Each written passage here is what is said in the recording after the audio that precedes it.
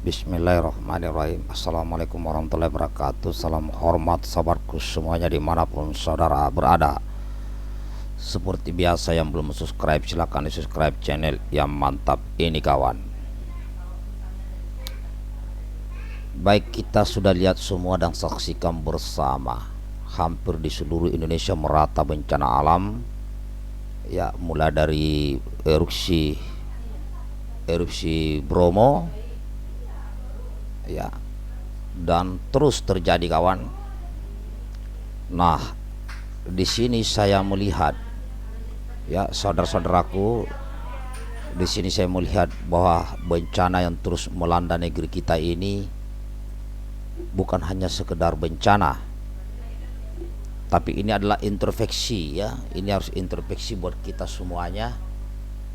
Kenapa ini terjadi? Bagi yang meyakini agama, khususnya yang muslim, ya, khususnya yang muslim, bahwa bencana itu bisa terjadi karena ulah tangan manusia itu sendiri. Ya, ulah tangan manusia itu sendiri. Dan juga tentang perilaku, sikap tingkah laku manusia yang ada di dalam sebuah wilayah atau sebuah bangsa, yaitu di mana maksiat subur, ya, kezaliman subur. Ya, sudah kita lihat semua, korupsi di mana sering terjadi korupsi. Ini kan bentuk suatu perbuatan yang tidak baik. Dan ada beberapa tokoh agama, ulama masih ditahan, ya, karena terus berjuang, ya, berjuang untuk amar ma'ruf nahi mungkar. Dan ini masih sering terjadi kawan. Sebentar. Jadi di sini seharusnya kita ini harus introspeksi. Bangsa kita ini harus introspeksi diri. Ya, belum lagi kalau kita lihat Gunung Merapi juga sekarang sudah mulai bunyi-bunyi, kita lihat. Ada di sini nih, kulihat. Makanya kita semua harus melihat situasi ini bukan hanya sekedar sebagai suatu fenomena alam semata, bukan. Tapi ini kita harus introspeksi diri secara keseluruhan, secara total, terkait kejadian-kejadian yang melanda negeri kita ini. Ya. Makanya kita semua berharap agar senantiasa saling mengingatkan. Ya, bersyukurlah masih ada ulama kita, masih ada ulama-ulama kita yang mengingatkan kita untuk selalu berbuat baik. Harusnya bersyukur, bukannya malah memusuhi ulama. Ya, bukannya malah memusuhi ulama yang mengingatkan kita. Apalagi sampai dipenjarakan begitu. Nah, kalau itu dilakukan terus, malah, ya, negeri ini akan semakin banyak kejadian-kejadian kawan. Nah, jadi saya berharap kepada saudara-saudaraku semuanya, ya, agar kita harus memahaminya bahwa semua ini harus dilihat dari berbagai kacamata. Bukan hanya dilihat dari satu kacamata sebagai suatu kejadian biasa atau kejadian rutin. Kita harus selalu juga memahamkan bahwa setiap sesuatu yang terjadi di dunia ini adalah karena kehendak Sang Pencipta, kehendak Allah Subhanahu wa taala, kehendak Tuhan yang Maha Esa. Sehingga tidak terjadi lagi yang begini-begini kawan. Ini kalau dilihat memang ngeri. Ya, sangat ngeri. Bencana di mana-mana. Ini salah satu komplek perumahan. Belum lagi kita lihat, ya, Merapi, di mana Merapi itu, ya. Ini saya lihat tadi di Gunung Merapi ini juga mulai ramai kulihat. Ya kan? Ada videonya itu dikirim ke saya. Jadi asapnya sudah mulai keluar terus. Tapi kemana nih kayak tadi ini? Nah, Ini pertanda bahwa kita semua harus selalu waspada. Ya, kita harus selalu waspada. Jangan melihat sesuatu itu hanya hal yang biasa.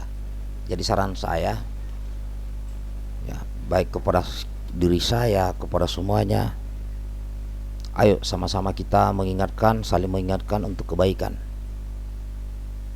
Yang masih doyan korupsi, berhentilah korupsi. Yang masih doyan menyalahgunakan jabatan dan wewenang, berhentilah. Gunakanlah jabatan dan wewenang itu sebagai ladang ibadah untuk berbuat kebaikan lebih banyak lagi. Menjadi pejabat mulai dari tingkat desa sampai ke tingkat nasional. Kalau di tempat saudara masih ada tempat perjudian, katakanlah berhenti berjudi. Kalau di tempat saudara masih ada peredaran narkoba, disuruhlah berhenti itu narkoba. Kalau masih ada pejabat yang mempersulit warganya untuk mengurus administrasi perizinan apapun, berhentilah itu. Berhenti. Maka insya Allah jabatan kalian akan berkah. Ya. Jika kalian memiliki kekuatan untuk berbuat baik, gunakanlah kekuasaan itu untuk berbuat kebaikan. Jangan lagi ulama-ulama kita terus yang sekarang kayak Habib Rizik Syihab masih di penjara padahal hanya menyampaikan kebenaran dan kebaikan. Tidak ada namanya Habib Rizik itu mau korupsi, angkat senjata melawan negara, tidak ada. Jika memang itu dirasa terlalu keras apa yang mau disampaikan, ya paling gampang ajaklah duduk bersama-sama terkait apa kekurangan bangsa ini. Karena setiap orang pasti ada kekurangan dan kelebihan. Setiap pemimpin pasti ada kekurangan dan kelebihan. Maka ajaklah semua elemen untuk duduk bersama untuk mengurus bangsa yang besar ini, sehingga tidak muncul lagi kita ribut-ribut. Ya, makanya bencana ini ya terus melanda. Jadi sekali lagi saudara-saudaraku, bencana-bencana alam di negeri ini jangan hanya dilihat sebagai suatu fenomena biasa yang rutin, karena setiap bencana pasti kerugian terus melanda negeri kita. Entah apa yang akan terjadi sedetik ke depan, 1 menit ke depan, 1 jam ke depan, dan beberapa hari ke depan kita belum paham. Yang jelas dengan adanya bencana itu kerugian terus terjadi. Uang kas negara juga pasti akan ikut terkuras membantu. Masyarakat juga akan mengalami kerugian yang banyak, bahkan ekonomi bisa lumpuh. Karena ini adalah kehendak alam. Kehendak alam itu adalah kejadian alam. Ya, ini kehendak Sang Pencipta semuanya, kawan. Maka saran berikutnya adalah